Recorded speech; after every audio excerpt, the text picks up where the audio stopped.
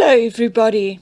I just quickly want to take the opportunity to thank all my returning subscribers. Thank you, those of you who've made donations and bought me a coffee, and thank those of you who've been sending me emails and tips.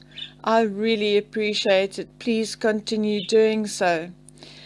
Alright, today we are going to be talking about the $130,000 that Prince Harry and Meghan Markle donated to Camfed. And in this video, I won't be telling you much of what I'm thinking, but I'll be posing questions because there's something about this that for the life of me, I cannot and do not understand. Maybe my subscribers, being as brilliant as you are, will have some ideas about this subject. So let's get into it.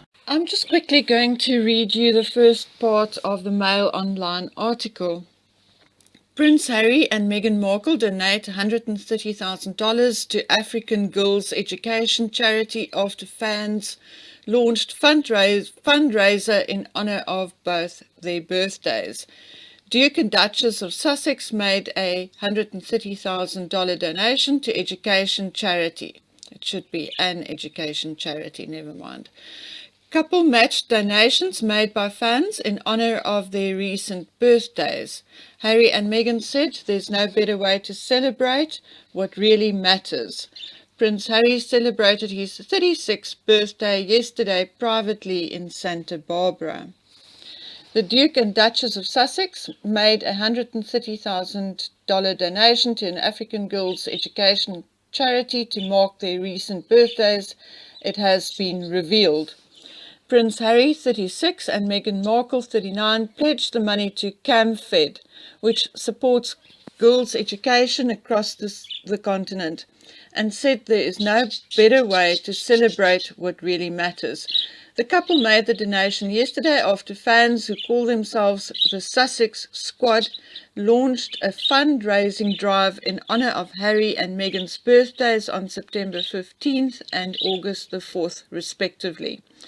The campaign raised $129,000 and Harry and Meghan responded by matching the donations with their own $130,000 contribution. Charitable donations are tax deductible in both the US and the UK. Camfed is registered in both countries. So my question to you is not why they made the donation, because now we know it's because they are looking to cut a bit on their taxes, as I believe they are in hot water where it concerns their taxes in both the UK and the US. So, again, to reiterate, they make these small donations as it is tax deductible. As easy as that. But before we get into the questions that I would like to ask you, I just want to say one thing about Camfed. From what I've researched and from what I've seen, they are actually doing a good job. And I cannot find any negative comments or any rumors or any kind of nefarious goings on as far as Camfed is concerned. So my questions do not pertain to Camfed itself. I believe they are doing a good job, and if they're not, then at least it's not common knowledge. So the principle of donating to Camfed is not where my problem lies. However, my first problem arises with the fact that I've done a bit of research in the countries where Camfed is actually helping out. And in particular in Zimbabwe, because that's closest to me for obvious reasons.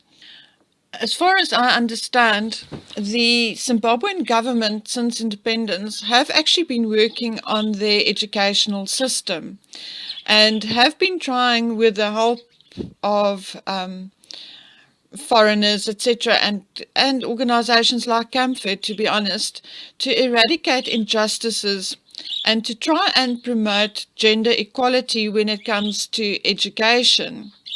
And they have succeeded to a large extent.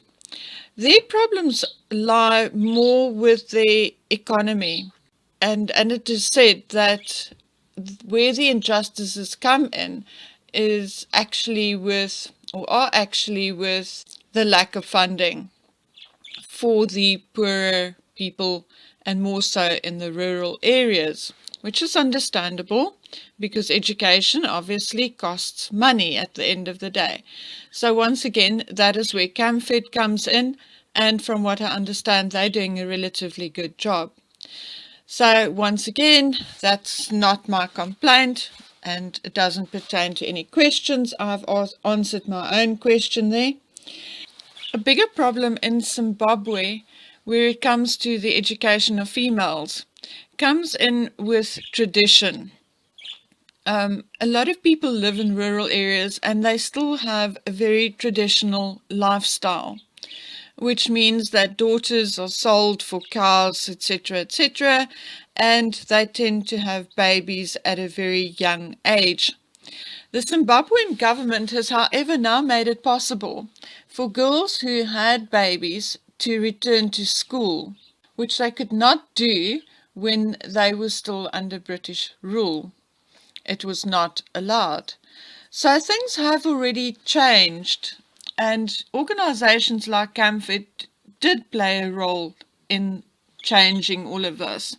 However, like I said, it has already changed, and it is being worked on and worked at.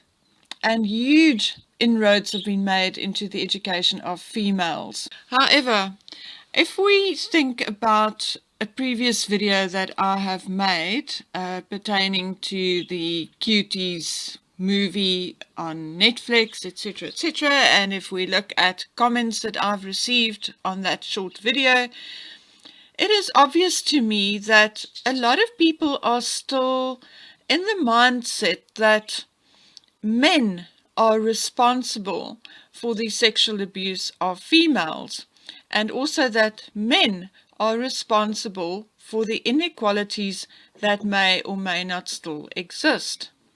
And I do not agree with that, particularly because I've been looking into cases like dear Miss Maxwell, who's currently in jail, Laurie Vallow, who had her two children killed, and I can carry on and on and on. And of course, there is Letitia Stark. So women are not that innocent when it comes to the abuse of girls in particular. And then also, I must mention, the film Cuties was actually made and produced by a woman. So that leaves me with a question. Yes, it was necessary for outside influences in Africa to promote the education of girls. I agree with that. However, do you guys not think that perhaps if people are still of the mindset that it's largely men responsible for the inequalities that may or may not still exist, that more attention should be paid to the education of men, and that boys should not be left out of the loop when it comes to education? All right, because as we know that in Zimbabwe, the main issue with education is money, or the lack thereof. And that, unfortunately, is applicable to girls and boys, because the boys are being kept out of school to herd cattle, to help out in the fields, etc.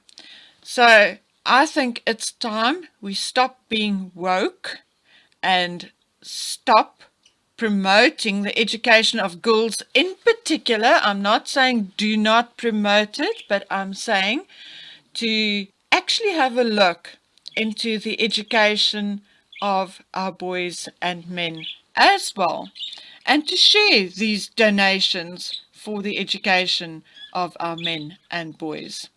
Perhaps we can also then make inroads into the abuse of women if we start educating our boys and men.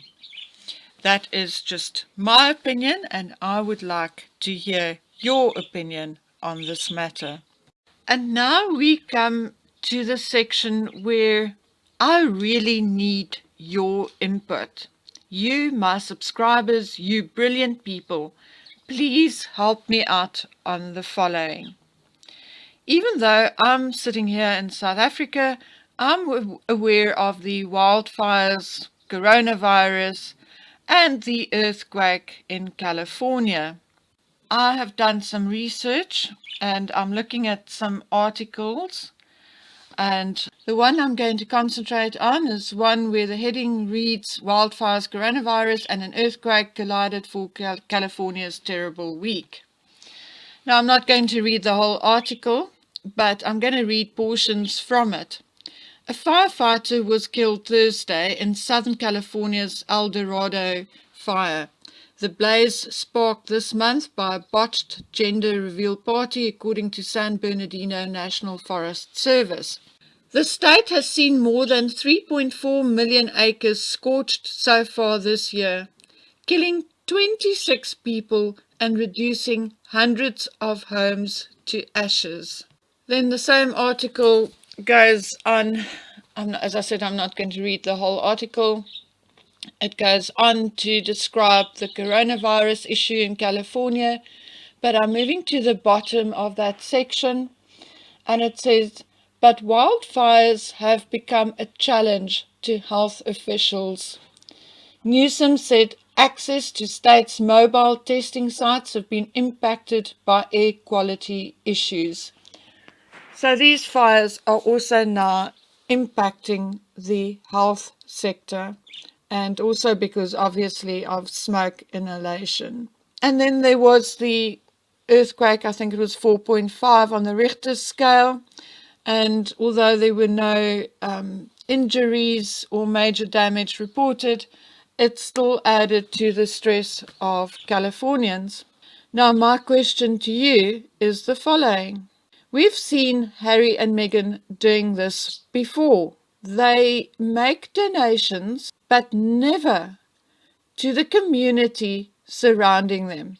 They did this in the UK, where they supported everything and everybody but the British.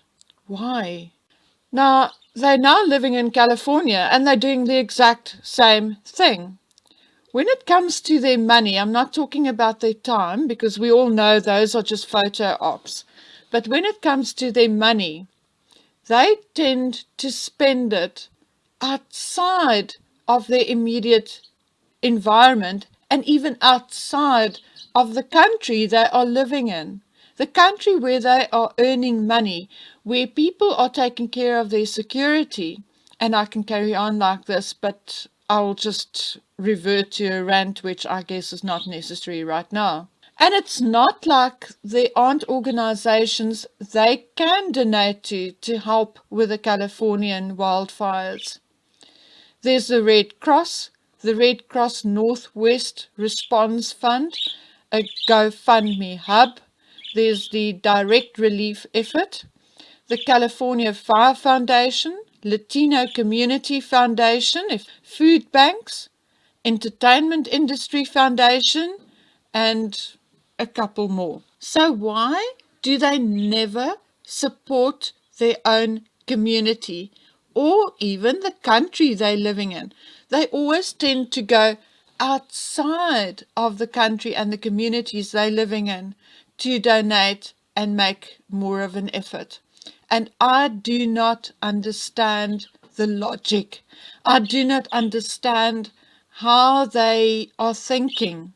Surely you take care of yourself first, like the government in Zimbabwe is actually doing with their education system. The government of Zimbabwe is not going to Portugal and helping out with their education. No, they are trying to uplift their own education system first. Now, why is the mindset of Harry and I guess Meghan's mindset, because I think she's in the driving seat, Why are their mindsets so different that they feel the need to always go outside of their own community and their own country? I would like your opinion on this because it is something for the life of me I cannot work out. So please post your comments in the comment section below. As always, I will try and get to as many of them as I can. If I do miss one or two here and there, please forgive me. Try again with the next video and hopefully I won't miss it that time. I'm also posting my email address in the section below the video. So if you have some information or a tip, or you want to have a discussion on any of the issues I'm mentioning here, feel free to send me an email. Once again, I don't always get to them immediately. I still have a day job of some sort, but I will get to it eventually. And I do reply to each and every email. So once again, I thank you for being here. Take good care of yourselves, and I'll see you on the next one. Bye.